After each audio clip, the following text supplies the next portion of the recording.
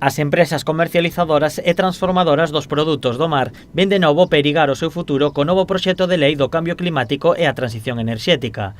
Dentro desta normativa, un dos artigos impediría o aumento das concesións de moitas das empresas deste sector.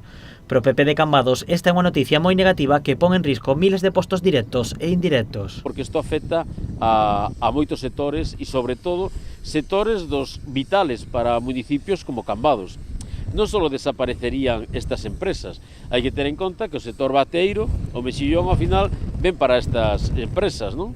Os rañeiros que traballan, as mariscadoras, a súa ameixa veñen para estas empresas tamén. Son empresas que necesitan, polas súas características e a súa forma de traballar, necesitan estar ao lado do mar e necesitan agua salada. O líder dos populares da vila defende que estas empresas traballan sen danar o medio ambiente. O xeito de traballar é totalmente sostible co medio.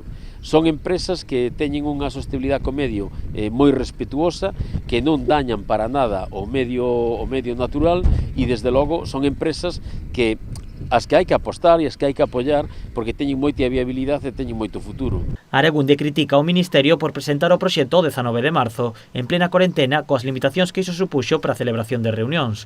Por iso, levará a pleno unha moción para que todos os partidos políticos e a sociedade cambadesa apoien e defendan o sector do mar.